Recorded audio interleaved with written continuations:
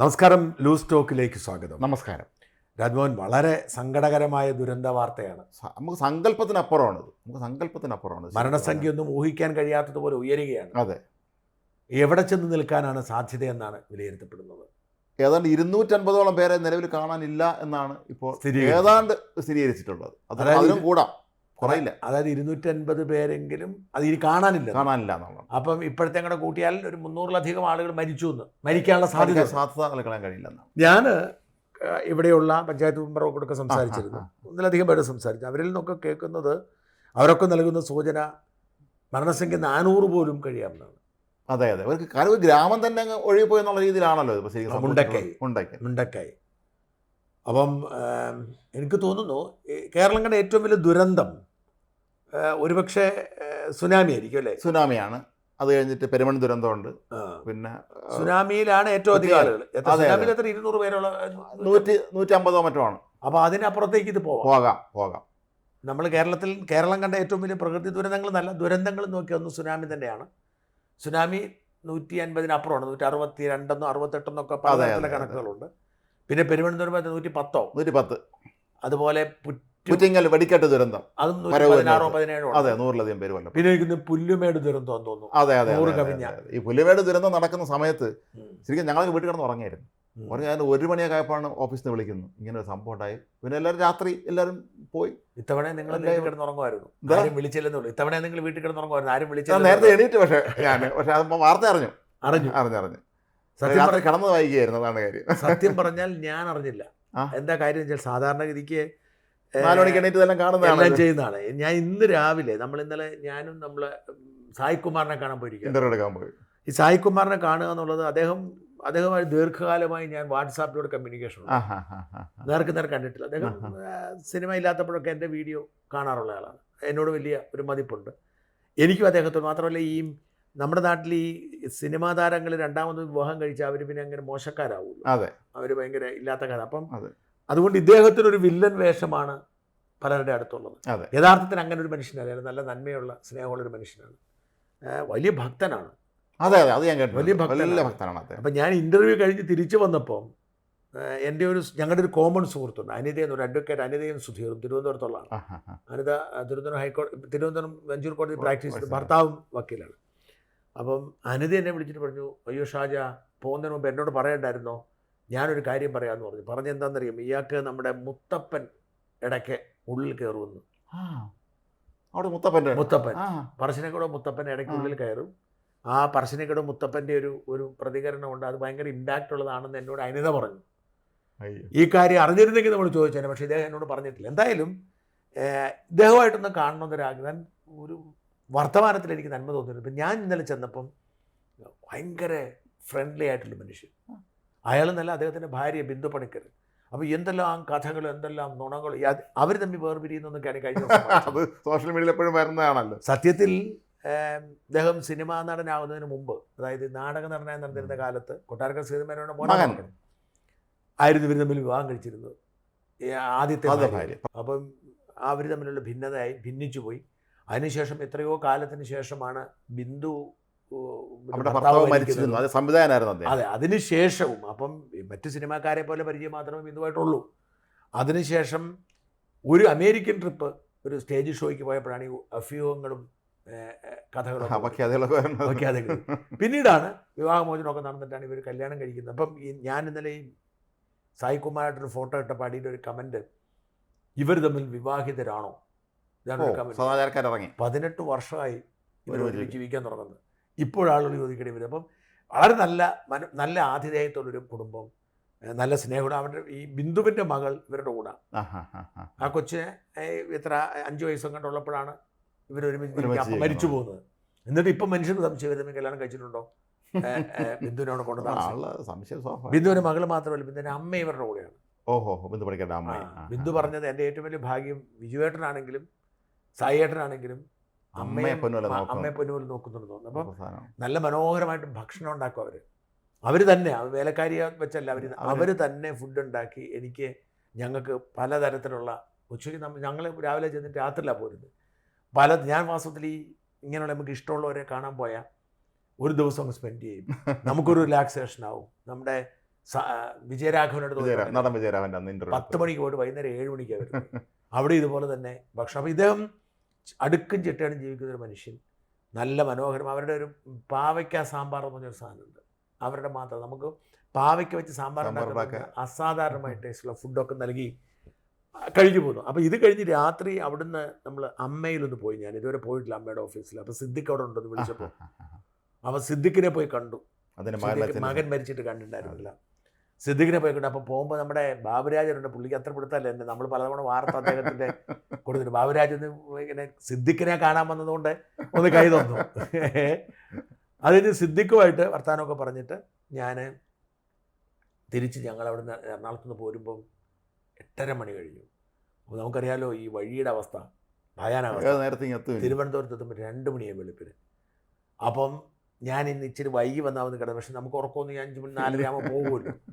എന്നിട്ടും എഴുന്നേറ്റ് ചായയൊക്കെ കുടിച്ച് ഇരുന്ന് ഞാൻ ഇങ്ങോട്ട് ഇവിടെ എത്താറായപ്പോൾ ഒരു 8 മണി കഴിഞ്ഞ് 8:30 ആയപ്പോഴാണ് ഞാൻ എത്തുന്നത്. ഓഫീസിനടുത്ത് എത്തിയപ്പോൾ നമ്മുടെ റോബിൻ തിരുമല്ല വിളിച്ചത്, സംവിധായകൻ. റോബിൻ എന്നോട് വിളിച്ചു ചോദിച്ചു, വയനാട് എന്ത് സഹായം വേണമെങ്കിലും. ഞാൻ എന്ത് പറ്റി വയനാട്? നിങ്ങൾ അറിഞ്ഞില്ലേ വയനാട് എന്താ പറ്റിയത്? അപ്പം റോബിൻ പറയുമ്പോഴാണ് ഞാൻ അറിയുന്നത് ദുരന്തം ഉണ്ടായുള്ള കാര്യം. തിരിച്ചു വന്ന് നോക്കുമ്പോഴാണ് ഈ ഒരു അവസ്ഥയെന്ന് പറഞ്ഞാൽ നമ്മുടെ രാവിലെയെല്ലാം നമ്മുടെ ഡെസ്കെല്ലാം നന്നായി സജീവമായിരുന്നു.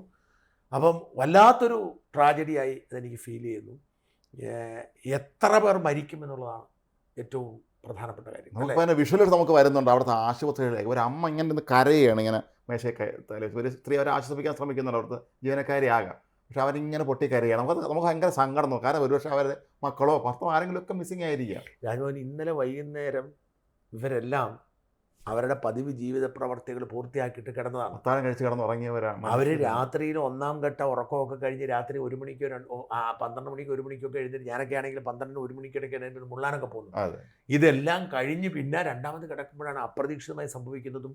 അപ്പോൾ ഒരു വാർത്ത, വളരെ ഹൗണ്ട് ചെയ്തൊരു വാർത്തയെന്ന് പറഞ്ഞാൽ ആ അമ്മയുടെ കാര്യമാണ് നിങ്ങൾ പറഞ്ഞാൽ എനിക്കറിയില്ല. അമ്മ കിടന്ന് കരയുന്നു, ആരെങ്കിലും രക്ഷിക്കൂ, എൻ്റെ മകനും മകളും ഒക്കെ അവിടെ ഉണ്ടെന്ന് പറയുന്നുണ്ട്. കുടുങ്ങിപ്പോയത്.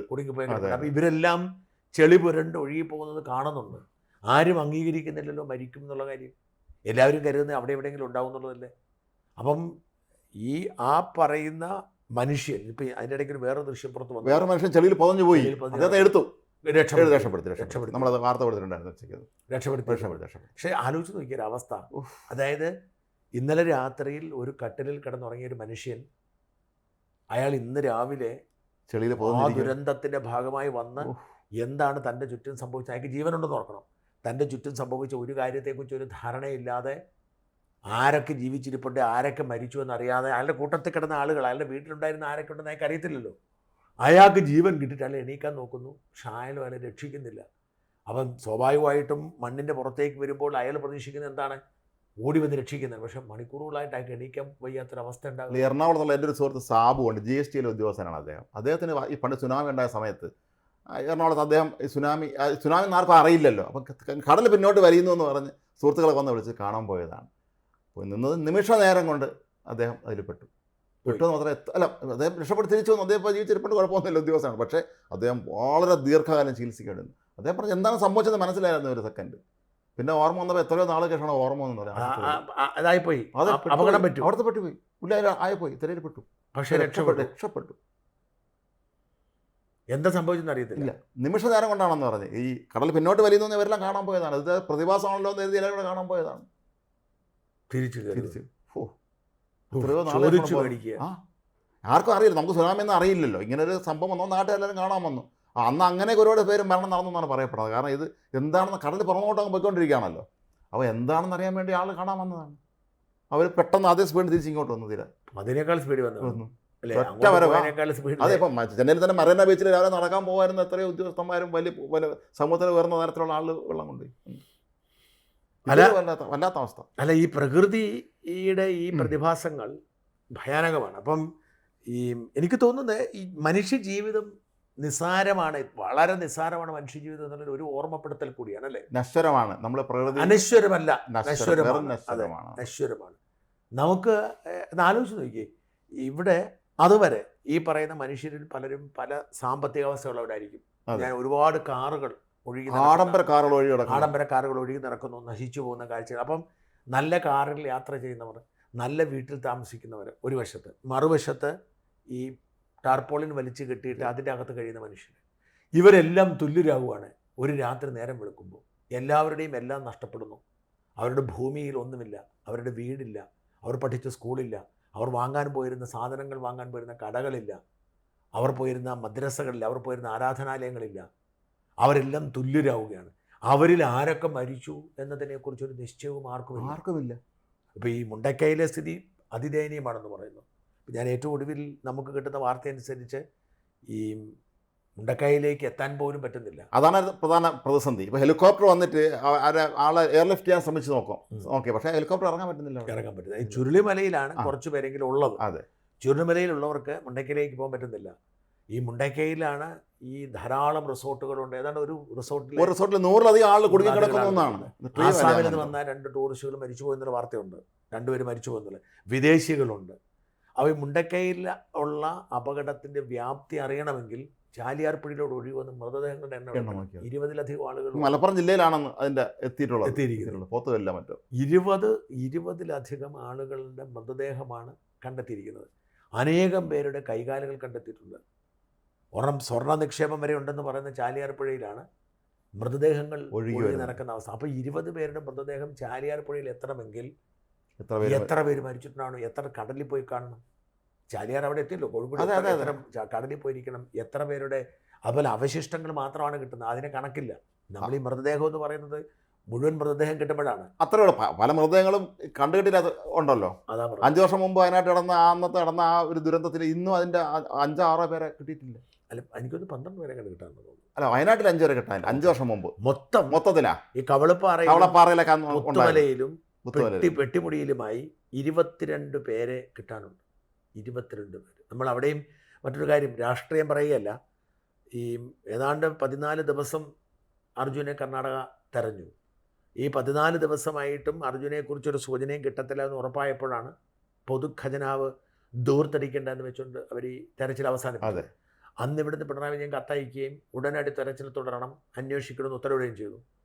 പക്ഷേ ഈ കേരളത്തിൽ ഈ 2-3 ട്രാജഡിയിൽപ്പെട്ട ഈ 20-22 പേരെ ഇതുവരെ കിട്ടിയിട്ടില്ല, ഒരു അന്വേഷണവും ഇല്ല. മാത്രമല്ല അവരെ പലരുടെയും ബന്ധുക്കൾക്കൊരു വിഷമമുള്ളൂ. അവർക്ക് അവരുടെ മതാചാര പ്രകാരം അദ്ദേഹത്തിന് അന്ത്യകർമ്മം ചെയ്യാൻ കഴിഞ്ഞിട്ടില്ല എന്നാണ്. അതാത് സമുദായം ഇത് സംഭവിക്കുന്നത് എന്താണെന്ന് വെച്ചാൽ ഇപ്പം നമ്മളിപ്പോൾ സംഭവിച്ചാലോചിക്കും, എത്ര ഉരുൾപൊട്ടി എന്ന കാര്യത്തിൽ പോലും നിശ്ചയമില്ല. 2 ഉരുൾപൊട്ടി, 1 മണിക്കൂർ ഉരുൾപൊട്ടി, 4 മണിക്കൂർ ഉരുൾപൊട്ടി എന്നൊക്കെ നമ്മൾ ഊഹിക്കുന്നു. അതെ. അതുപോലെ എത്ര പേരെ കാണാതെ പോയിന്ന് ഈ പറയുന്ന മുണ്ടക്കായി ചെല്ലാതെ എത്ര പേരെ കാണാൻ പോയിന്ന് ആർക്കും കണ്ടെത്താൻ പറ്റത്തില്ല. അതെ, ഞാൻ പറഞ്ഞ മരണസംഖ്യ 400-ലേക്ക് എത്തിയാൽ പോലും അത്ഭുതപ്പെടേണ്ടതില്ല. അത് 250 വരെ കാണാനില്ല എന്ന് പറയുന്നത് മാത്രമല്ല, പലരും മണ്ണിനിടയിൽ ഉണ്ടേ എന്ന് കരുതുന്ന ഒരു സാഹചര്യമുണ്ട്. അപ്പം ഒരു സുപ്രഭാതത്തിൽ ഒരു നാട് മുഴുവൻ അങ്ങ് പോകുന്നു. ആ നാട്ടിലേക്ക് ആർക്കും ചെല്ലാൻ വയ്യാത്ത സാഹചര്യം ഉണ്ടാകുന്നു. എങ്ങനെ ഇവരിൽ കുറച്ചുപേര് നമുക്ക് കാണാം. അത് ആ കുത്തൊഴുക്കെന്ന് പറയുന്നത് ഭയാനകമാണ്. അത്രയും വീതിയിലാണ് ഒഴുകുന്നത്. നമ്മൾ എങ്ങനെ അവിടെ അക്കരെ എത്തും എന്നുള്ള ഒരു പിടിയും കിട്ടുന്നില്ല. ഇവിടെ നോക്കി അത്ര വലിയ കുത്തൊഴുക്കാണ്. ആ കുത്തൊഴുക്കിൽ പെട്ടുപോയ മനുഷ്യരെ നമുക്ക് എങ്ങനെ ഞാൻ പറഞ്ഞ ഒരു വീട്ടിൽ കിടന്നപ്പം പെട്ടിമുടിയിലെ ദുരന്തത്തിൽപ്പെട്ട ഒരു കറുപ്പയ്യ എന്ന് പറഞ്ഞൊരു കറുപ്പയ്യ എന്ന് പറഞ്ഞൊരു അമ്മ, ഒരു തോട്ടത്തൊഴിലാളി സ്ത്രീയാണ്. അവരുടെ മക്കളും കൊച്ചുമക്കളും അടക്കം 12 പേരാണ് മരിച്ചത്. അവരും ഒരു കൊച്ചുമോളും, ഒരു 5 വയസ്സും കണ്ടുള്ളൊരു കൊച്ചുമോളും മാത്രമാണ് രക്ഷപ്പെട്ടത്. അവർ പറയുന്നൊരു കഥ ഇപ്പോഴും എന്നെ ഹോണ്ട് ചെയ്യുന്നുണ്ട്. അവർ പറയുന്നത് അവർ രക്ഷപ്പെട്ടു. അവരുടെ ഒരു മകൻ, രാത്രി 10 മണിക്കാണ് ദുരന്തം ഉണ്ടാകുന്നത്, അവരുടെ ഒരു മകൻ ഈ അവശിഷ്ടങ്ങൾക്കിടയിൽ കുടുങ്ങിയിട്ട് അമ്മേ ഞാനിവിടെ ഉണ്ടെന്ന് കരയുന്നുണ്ട്. എത്ര മണി വരെ? വെളുപ്പകാലത്ത് 5 മണി വരെ. വൈകുന്നേരം 10:30 ആ മകൻ കുരുക്കിൽ കിട്ടു. ഈ മകൻ ആ കുരുക്കിലുണ്ടെന്ന് അവന് അമ്മയ്ക്കറിയാം. പക്ഷെ അമ്മ ആരോട് പറയും? എവിടെയാണ് മനുഷ്യരെ? എവിടേക്ക് തിരിഞ്ഞു നോക്കിയാലും മനുഷ്യരുടെ മുഴുവൻ വീടുകളില്ല, മനുഷ്യരില്ല. രാവിലെ 10:30 മണിക്കാണ് അവരുടെ അടുത്ത് രക്ഷാസംഘം അപ്പോഴേക്കും മരിച്ചുപോയി. കാരണം 5 മണിക്ക് ശേഷം ഇന്ന് തന്നെ തൃശ്ശൂർ ജില്ലയിലെ അതിർത്തി ഭാഗത്ത് എവിടെ ഇതുപോലെ ഒരു അമ്മയും മകളും മരിച്ചു, വെള്ളത്തിൽ വീണ് ഇതുപോലെ ഉരുൾപൊട്ടലിൽ മരിച്ചു. അപ്പോൾ ഈ അമ്മയും മകളും കെട്ടിപ്പിടിച്ച് ഇരിക്കുകയായിരുന്നു എന്നാണ് വാർത്ത കൊടുത്തത്. അതെ, അല്ലല്ല, കെട്ടിപ്പിടിച്ചിരിക്കുകയായിരുന്നു എന്നാണ് അവർ. അപ്പോൾ ആപത്തെത്തിയപ്പോൾ ചിലപ്പോൾ പെട്ടെന്ന് കുഞ്ഞേറി അമ്മ കെട്ടിപ്പിടിച്ചതായിരിക്കാം. രാജ്മോഹൻ, ഈ മനുഷ്യൻ്റെ ഒരു നിസ്സാരത, അതിൻ്റെ ഒരു ഭയാനകത ഇത് കണ്ടെത്താൻ പ്രയാസമാണ്. കാരണം ഈ അവശിഷ്ടങ്ങൾക്കിടയിൽ ചതഞ്ഞലഞ്ഞ് പോവുകയാണ്. അത്ര ഫോഴ്സ് അല്ലേ ഇതിന്? ആ ഫോഴ്സിലൂടെ ഒരു ചുമ്മാ ഒന്ന് നിലത്തേക്ക് തെന്നി വീണ മരിച്ചു പോകും മനുഷ്യൻ. അതെ, ആലോചിച്ച് നോക്കി. ഞാൻ ഒന്ന് ചുമ്മാ മറിഞ്ഞു വീണാൽ മതി. മറിഞ്ഞു വീണ് നമ്മുടെ തലയിൽ നിന്ന് ഇടിച്ചാൽ മതി. എത്രയോ പ്രമുഖരായ ആൾക്ക് സംഭവിച്ചിട്ടുണ്ട്, മറിഞ്ഞു വീണ് തലയിടിച്ച്. അപ്പോൾ അവിടെയാണ് ഈ വലിയ കുത്തൊഴുക്കിൽപ്പെട്ട മനുഷ്യരെതിരെയൊക്കെയോ പോകുന്നു. ഇന്നത്തെ മനോരമയിൽ ഒരു കൊച്ചി യൂണിവേഴ്സിറ്റിയിലെ ഒരു സയൻറ്റിസ്റ്റ് ഡോക്ടർ മനോജ്, അദ്ദേഹത്തിന് ചില വീക്ഷണങ്ങൾ പറയുന്നുണ്ട്. അദ്ദേഹം പറയുന്നത് ഇത് പലതരത്തിൽ സംഭവിക്കുന്നതാണ് ഈ ഉരുൾപൊട്ടൽ. അതിൽ പ്രധാനപ്പെട്ട കാര്യങ്ങളിലൊന്ന്, ഈ ഓരോ സ്ഥലത്തെ മണ്ണിന് ജലത്തെ ഉൾക്കൊള്ളാനുള്ളൊരു ശേഷിയുണ്ട്. പല സ്ഥലത്തെ മണ്ണിന് പല ശേഷിയായിരിക്കും എന്നാണ്. ചിലപ്പം ഈ പറഞ്ഞ സ്ഥലത്ത് അതിനൊരു പരിധി കഴിഞ്ഞാൽ പിന്നെ ഇതങ്ങ് തകർത്ത് ഇതങ്ങ് ഇറങ്ങുമെന്നാണ് ഫുൾ ഫോഴ്സിൽ. വേറെ ചില സ്ഥലങ്ങളിൽ നമുക്ക് മലയുടെ മുകളിൽ നോക്കിയാൽ ഒന്നും കാണില്ല, പക്ഷേ ഇതിൻ്റെ അടിവശം മുഴുവൻ തുറന്ന അവസ്ഥയിലിരിക്കുന്നതായിരിക്കും. അപ്പം ഈ വെള്ളപ്പൊക്കം വരുമ്പോൾ ഇതെല്ലാം കൂടി മല ഇടിഞ്ഞ് നേരെ താഴെ ആളുടെ ദേഹത്തേക്ക് വരുമെന്നാണ്. അല്ലാതെ ഈ പ്രധാനപ്പെട്ട കാരണം വെച്ചാൽ ഈ പശ്ചിമഘട്ടം എന്ന് പറയുന്നത് ഈ നമ്മുടെ പ്രകൃതിയെ സംരക്ഷിക്കാൻ വേണ്ടി ഉണ്ടാക്കിയിരിക്കുന്ന ഒരു കവചമാണ് പശ്ചിമഘട്ടം. അതിങ്ങനെ കടന്നു പോകാണല്ലോ, അങ്ങനെ കടന്നു പോകണം. ഇപ്പം കന്യാകുമാരി മുതൽ ഗുജറാത്ത് വരെ ഉണ്ടല്ലോ. അതെ, ഞാൻ ഈ പശ്ചിമഘട്ടത്തിലൂടെ ഒരുപാട് യാത്ര ചെയ്തിട്ടുള്ള. അതെ അതെ, ഈ അവിടുത്തെ പ്രധാനപ്പെട്ട സ്ഥലങ്ങളിൽ എല്ലാം തന്നെ ഞാൻ പോയിട്ടുണ്ട്, ഗുജറാത്ത് വരെ. പശ്ചിമഘട്ട സംരക്ഷണം എന്ന് പറയുന്നത് ഒരു ന്യായമായ കാര്യമാണ്. പക്ഷേ നേരിട്ടൊരു പ്രശ്നം എന്താണെന്ന് വെച്ച് കഴിഞ്ഞാൽ ഈ രണ്ടാം ലോക മഹായുദ്ധത്തിന് ശേഷം വലിയ തോതിൽ ഭക്ഷ്യക്ഷാമം ഉണ്ടാകുന്നു. നമുക്കറിയാമല്ലോ, ലോകമെല്ലാം പട്ടിണിയിലായ കാലം. ഈ ഭക്ഷ്യക്ഷാമം ഉണ്ടാകുമ്പോഴാണ് നമ്മുടെ പി ടി ചാക്കോ, അയാൾ ശരിക്കും മറ്റേ പൊൻകുന്നംകാരനാണ്, വാഴൂർകാരൻ. അപ്പോൾ പുള്ളിക്ക് ഈ കുടിയേറ്റത്തിൻ്റെ ശാസ്ത്രം അറിയാവുന്ന മനുഷ്യനാണ്. അപ്പോൾ അല്ലെങ്കിൽ തന്നെ കുറച്ച് കുടിയേറ്റമൊക്കെ ആ കാലത്തുണ്ട്. നമ്മുടെ ഈ കാടിനോട് ചേർന്നുള്ള പ്രദേശങ്ങളിലും ഈ അത്യാവശ്യം കയ്യേറിയൊക്കെ കഴിയുന്ന കാലത്താണ് ഔദ്യോഗികമായി ഈ ഗ്രോമോർ ഫുഡിൻ്റെ ഭാഗമായിട്ട് പോകാൻ പറയുന്നത്. അങ്ങനെയാണ് ഇടുക്കിയിലേക്കും വയനാട്ടിലേക്കും പ്രധാന കുടിയേറ്റം ഉണ്ടാകുന്നത്. കൂടാതെ മലപ്പുറം, കാസർഗോഡ്, കോഴിക്കോട്, ഇതിൻ്റെ എല്ലാം ഈ മലയോര പ്രദേശങ്ങളിലേക്ക്. പൊറ്റക്കാടിൻ്റെ ഒരു നോവലുണ്ട്, വിഷകന്യക എന്ന് പറഞ്ഞ്, ഈ വയനാട്ടിൽ അന്ന് ഈ പോയ ഈ കുടിയേറ്റക്കാരൊക്കെ. അത് ശരിക്കും പറഞ്ഞാൽ നമ്മൾ വിചാരിക്കുന്നതിനേക്കാൾ വലിയൊരു സാഹസിക യാത്രയായിരുന്നു. മലമ്പാമ്പും അപരിചിതമായ സ്ഥലം അതാണ്. അപ്പം എൻ്റെ ഈ കട്ടപ്പന കൊച്ചുതോവാളയിൽ എൻ്റെ ഒരു പേരപ്പനുണ്ട്. 93-94 വയസ്സായി. കരിയിലക്കുളം കൊച്ചുപേരപ്പൻ ഞങ്ങളൊക്കെ വിളിക്കുന്നത്. ഈ ജോസഫ് എന്നാണ് അതിൻ്റെ പേര്. അപ്പോൾ കൊച്ചുവോളയിലെ പേരപ്പനെ അവിടെ ഞാൻ കഴിഞ്ഞ നല്ല കൃത്യമായ ഓർമ്മയാണ്. കൊച്ചുവോളയിലെ പേരപ്പൻ പറഞ്ഞത് അന്ന് ഇരട്ടയാറ് ഭാഗത്താണ് അദ്ദേഹം പോകുന്നത്. അപ്പം ഇവിടെ നിന്ന് ഈ കാഞ്ഞിരമറ്റത്തൊന്നും, മറ്റേ എറണാകുളം കാഞ്ഞിരമറ്റമല്ല, പാലാ കാഞ്ഞിരമറ്റം, അതായത് ഈ മുത്തോലി അതിൻ്റെയൊക്കെ അപ്പുറം വരും. അതായത് ചെങ്ങളം, തൊടുപുഴയ്ക്ക് സമയത്തുള്ള തൊടുപുഴ അതല്ല, അത് മറ്റേ എറണാകുളത്തൊരു തൊടുപുഴ അല്ല, സോറി, ചെങ്ങളം കാഞ്ഞിരമറ്റം എന്ന് പറഞ്ഞ സ്ഥലം പൊൻകുന്നത്തിനും പാലായ്ക്ക് ഇടയിലുള്ളൊരു സ്ഥലമാണ്. ഈ കാഞ്ഞിരമറ്റത്തു നിന്നാണ് ഈ ആളുകളെല്ലാം പല ഭാഗത്തേക്ക് പോകുന്നത്. അതിന് ഞങ്ങളുടെ ഒരു പേരപ്പൻ ഈ കൊച്ചുവോളയിലെ പേരപ്പൻ കട്ടപ്പന ഭാഗത്തേക്ക് പോയി. വേറൊരാൾ ചിറ്റാൽക്കാലിന് പോയി, മറ്റേ കണ്ണൂർ, കാസർഗോഡ് ചിറ്റാൽക്കാലിന് പോയി. എൻ്റെ വല്യപ്പൻ പോയത് എവിടെയാണെന്ന് വെച്ച് കഴിഞ്ഞാൽ ആര്യങ്കാവിനാണ്. അവിടെ. അപ്പോൾ ഇതെല്ലാം കുടിയേറ്റ പ്രദേശങ്ങളാണ്. ആര്യങ്കാവിൽ നിന്നാണ് എൻ്റെ അപ്പൻ എരുമേലി ഭാഗത്തേക്ക് വരുന്നത്. ഞങ്ങളൊക്കെ വരുമ്പോഴത്തേക്കും കുടിയേറ്റത്തിൻ്റെ ആ ഒരു ഘട്ടം കഴിഞ്ഞു. തിരുവനന്തപുരം ജില്ലയിൽ അമ്പൂരിയുണ്ട്, അങ്ങനെ വന്നതാണ്. അപ്പോൾ ഈ കൊച്ചുവോളെ പേരപ്പൻ പറഞ്ഞ് അന്ന് കട്ടപ്പനയെക്കാട്ടിലും മുമ്പിൽ ഇവർ ചെന്ന്, കട്ടപ്പനയേക്കാൾ കൂടുതൽ അവർ ഇരട്ടയാർന്ന് പറഞ്ഞ സ്ഥലത്തായിരുന്നു ആദ്യം. അന്ന് സ്ഥലം അങ്ങ് വെട്ടിപ്പിടിക്കുക, ചെല്ലുന്നവന് സ്ഥലം അങ്ങ് വെട്ടിപ്പിടിക്കുക, കാടാണ്, വെട്ടിപ്പിടിക്കുക. അപ്പോൾ അവിടെ വരുന്ന മൃഗങ്ങളെയൊക്കെ ഓടിക്കുക, കൊലതിനെയൊക്കെ കൊന്നു തിന്നാം. ഇതിനൊക്കെ പെർമിഷനുണ്ട്. അങ്ങനെ ഇവർ ജീവിതം തുടങ്ങി. പക്ഷെ അത് നിയന്ത്രിക്കേണ്ട സമയത്ത് നിയന്ത്രിച്ചില്ല. എന്തിനേറെ 1977 ശേഷം കയ്യേറിയതൊക്കെ തിരിച്ചു പിടിക്കണം എന്നൊരു നിയമം കൊണ്ടുവന്നു. ആ നിയമം പോലും നല്ലപോലെ നടപ്പിലായി. 77 ശേഷവും ഇത് നടന്നു, കയ്യേറ്റം നടന്നു. കയ്യേറ്റം നടന്നു. അപ്പോൾ ഇതൊക്കെ നിയന്ത്രിക്കാതെയാണ് സത്യത്തിൽ ഈ സ്ഥലത്തേക്ക് ഇങ്ങനെ കുറച്ച് ഉപയോഗം. അപ്പം ഇപ്പോഴത്തെ പ്രോബ്ലം, പക്ഷെ അത് മാത്രമല്ല, ഇവരെ മാത്രം കുറ്റപ്പെടുത്തിയിട്ട് കാര്യമില്ല. ഞാൻ പറയുന്നത് ഈ നഗരവാസികളായ, അപ്പം നിങ്ങൾ തിരുവനന്തപുരം നഗരത്തിൽ താമസിക്കുന്നവരടക്കം നഗരവാസികളായ മനുഷ്യരും പരിസ്ഥിതി പ്രവർത്തകരും സാമൂഹിക പ്രവർത്തകരും ഒക്കെ കറണ്ട് വേണമെങ്കിലും വെള്ളം വേണമെങ്കിലും ഇടുക്കിയിലെ കിട്ടും. അപ്പോൾ അതും പ്രശ്നം, ഇതിനേക്കാൾ പ്രശ്നമാണ്. ഇടുക്കിയിൽ എപ്പോഴും കറണ്ട് ഇല്ലാതെ നമ്മൾ ഇടുക്കിയിലെ പല സുഹൃത്തുക്കളും പറയും നമുക്ക് കറണ്ട് കിട്ടുന്നില്ല. ഇത് മനുഷ്യവാസത്തെക്കാൾ അപകടം ഉണ്ടാക്കുന്നത് വലിയ നിർമ്മാണങ്ങളാണ്. അതെ. അപ്പോൾ ഇടുക്കിയിൽ അണക്കെട്ട് പോട്ടെ, പത്തനംതിട്ടയിൽ ആ കാട് പ്രദേശം എത്ര അണക്കെട്ടുകളാണ്? നിരത്തി അണക്കെട്ടുകളാണ്. അപ്പം ഇങ്ങനെയുള്ള മലയോര പ്രദേശങ്ങളിലെ ജലപ്രവാഹത്തെ തടഞ്ഞു നിർത്തിക്കൊണ്ട് ഇവരുണ്ടാക്കുന്ന ഈ അണക്കെട്ടുകൾ, ഇതും അപകടമാണ്. ഇതാണ് വാസ്തവത്തിൽ ഈ ഭൂമി കുലുക്കത്തിനും ഉരുൾപൊട്ടലിനൊക്കെ. കാരണം ഈ വെള്ളം അവിടെ കെട്ടിക്കിടക്കുവാണ്. ഈ വെള്ളം മലകളിലേക്ക് പോവുകയാണ്. ഈ മലകളിലെ ഈ മറ്റേ ദ്വാരം, നിങ്ങൾ പറഞ്ഞ ദ്വാരങ്ങളിലേക്ക് അവിടേക്ക് അനിയന്ത്രിതമായ മഴ വരുന്നു. ആ മഴ താങ്ങാൻ കഴിയുമ്പോൾ പൊട്ടിത്തെറിക്കുന്നു.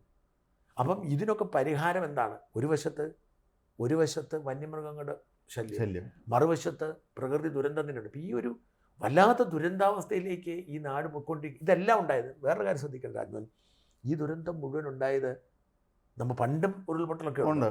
അമ്പൂരിലൊക്കെ ഉരുൾപൊട്ടി എനിക്ക് ഓർമ്മയുണ്ട്. ഞാനിപ്പോഴും ഓർക്കുന്നത് 1-ാം തീയതി വരെ എത്ര കല്യാണ വീടിൻ്റെ തലേദിവസം എല്ലായിടത്തും ഉരുൾപൊട്ടലുണ്ട്. ആര്യങ്കാവിൽ ഞാൻ ഈ പറഞ്ഞ എടപ്പാള എന്ന സ്ഥലത്തിന് പെരുവഴ ഒരു 30 വർഷം മുമ്പ് ഉണ്ടായത് വലിയ ഉരുൾപൊട്ട. മറ്റേ കല്ലട ഡാമെല്ലാം നിറഞ്ഞ് ഓർമ്മയുണ്ടോ? ഒരുപാട് മഴ. അപ്പം അന്ന് അവിടെ എടപ്പാള എന്ന് പറഞ്ഞ പള്ളി, ഞങ്ങളുടെ തറവാടിരിക്കുന്ന പള്ളി, എൻ്റെ വലിയപ്പൻ അവിടെ നിന്ന് പോകുന്നതാണ്, എൻ്റെ അപ്പം പോകുന്നതാണ്. തറവാടിരിക്കുന്ന പള്ളിയുടെ മണ്ടേ കയറി അച്ഛനൊക്കെ രക്ഷപ്പെട്ടത്. അത്രമാത്രം വലിയ. പക്ഷേ ഇതുപോലൊരു തുടർച്ചയായ ദുരന്തം എന്ന് പറയുന്നത് 2016 ശേഷമാണ്. 17 എന്ന് വേണമെങ്കിൽ പറയാം. 16 പറയുന്നത് 2016 പിണറായി വിജയൻ അധികാരത്തിൽ വന്നതാണ് 2016 എന്ന് പറയുന്നത്. അതിനുശേഷം 2017 ആദ്യത്തെ എനിക്ക് നോക്കി അല്ലേ. ഓക്കെ. പിന്നെ അങ്ങനെ നിരന്തരം ഓരോന്നായിരുന്നല്ലോ. നിരന്തരമായി ബുദ്ധിമുട്ടുകൾ ഉണ്ടാകുന്നു. എന്തെല്ലാം എല്ലാ വർഷവും 2018 വെള്ളപ്പൊക്കം, പെട്ടിമുടി, പുത്തുമല, കവളപ്പാറ, നിരന്തരമായ ദുരന്തങ്ങളെ, ഭൂകമ്പങ്ങളെ, ഒരു വശത്ത് ഇത് ഈ പറയുന്ന പ്രകൃതി ദുരന്തങ്ങൾ, മറുവശത്തെ രോഗങ്ങൾ. അതുപോലെ തന്നെ എന്തെല്ലാം സംഭവിക്കുക അതെല്ലാം സംഭവിക്കുക. ഈ നാട്ടിൽ തുടർച്ച വല്ലപ്പോഴുമുള്ള ദുരന്തങ്ങൾ ലോകത്തിൻ്റെ പ്രത്യേകതയാണ്. പക്ഷെ തുടർച്ചയായ ദുരന്തങ്ങൾ ഉണ്ടാവുക, വെള്ളപ്പൊക്കം ഉണ്ടാവുക. അതും ഈ വർഷം ഇപ്പോൾ നമ്മൾ വെള്ളപ്പൊക്കത്തിൻ്റെ പേരിലായിരിക്കും. ഒരു മാസം മുമ്പ് ഇവിടെ എന്തായിരുന്നു?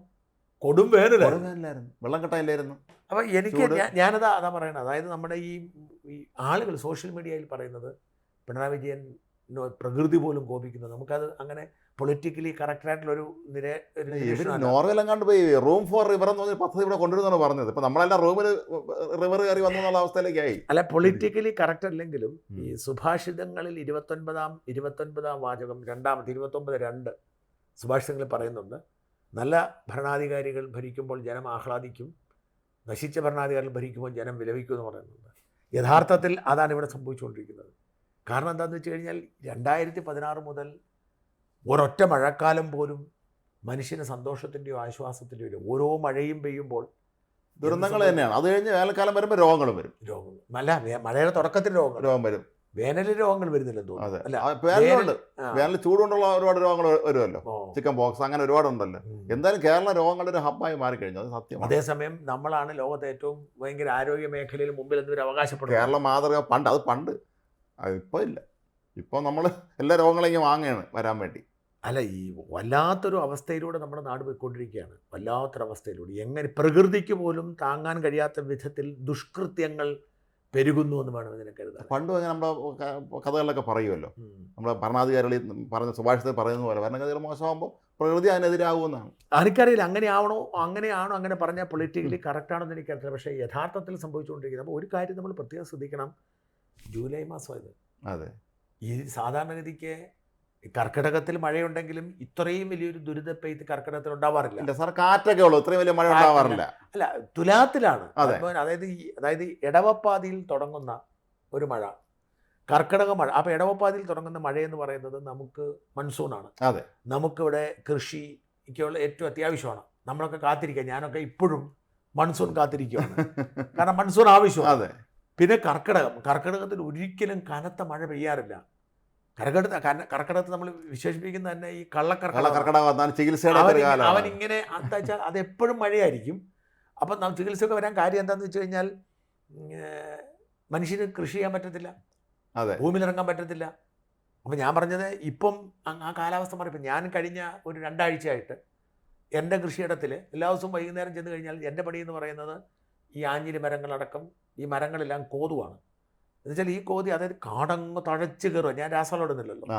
അപ്പം ഈ നമ്മൾ ഈ കഴിക്കാത്ത മണ്ണ്, ഈ വൈകുന്നേരം ഭക്ഷണം കഴിക്കുന്നതിന് മുമ്പ് നഖത്തിൽ നിന്ന് എന്ന് പറഞ്ഞാൽ ഈ തൊട്ടാവാടി ഉണ്ടല്ലോ, അത് കൂട്ടി പറിച്ച് മുഴുവൻ പാറക്കെട്ടല്ലേ ആ സ്ഥലം മുഴുവൻ. പക്ഷെ അത് മുഴുവൻ ഈ കാടെല്ലാം പറിച്ച് ഞാൻ ഒതുക്കിയിട്ട് വീണ്ടും മഴ പെയ്യുമല്ലേ. അപ്പം നമ്മൾ എന്ത് ചെയ്യുക, മരങ്ങളിൽ കയറി ഈ മരങ്ങളിലെല്ലാം ചപ്പ് വെട്ടിയിട്ട് നിരത്തണം. ഇപ്പോൾ അവിടെയുള്ള മരുതി മരങ്ങളെ,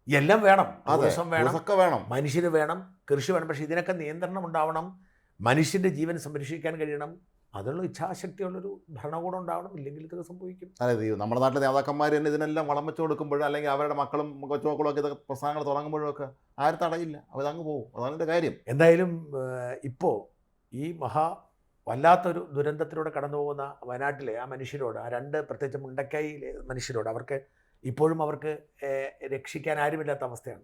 നമുക്കവരോട് പ്രാർത്ഥിക്കാനും അവരോട് സഹതപിക്കാനും മാത്രമേ സാധിക്കത്തുള്ളൂ. നാളെ ഇത് ആവർത്തിക്കാതിരിക്കാൻ എന്തെങ്കിലുമൊക്കെ സർക്കാർ ചെയ്യട്ടെ എന്ന് മാത്രമാണ് പ്രാർത്ഥന. എന്തായാലും കേരളം മൊത്തത്തിലൊരു ദുരന്ത ഭൂമിയായി മാറിക്കൊണ്ടിരിക്കുന്നു. നമുക്ക് ഭയപ്പെടേണ്ടിയിരിക്കുന്നു. 2017 ശേഷമുള്ള ദൈവത്തിന്റെ സ്വന്തം നാട്, ഗോഡ്സ് ഓൺ കൺട്രി ആയിരുന്ന സ്ഥലം ദുരന്ത ഭൂമി. ഇന്ത്യയിൽ ഏറ്റവും അധികം ഉരുൾപൊട്ടലുകൾ മണ്ണിടിച്ചിലുണ്ടാകുന്നത് സ്ഥലം ജാർഖണ്ഡിലോ ഉത്തരാഖണ്ഡിലോ അല്ല, കേരളത്തിലാണ്. വല്ലാത്തൊരവസ്ഥയാണ്. അവിടെയുള്ള മനുഷ്യരെ രക്ഷിച്ചെടുക്കാൻ കഴിയട്ടെ, ദുരന്തത്തിൻ്റെ വ്യാപ്തി കുറയട്ടെ, മരണം ആശങ്കപ്പെടുന്നത് 400ലേക്ക് പോവാതെ നമ്മൾ കണ്ടതുപോലെ ഇപ്പം നിയന്ത്രിക്കേണ്ട, ബാക്കിയെല്ലാവരും രക്ഷിക്കാൻ കഴിയട്ടെ എന്ന് മാത്രം പ്രാർത്ഥിക്കുന്നു. നന്ദി, നമസ്കാരം.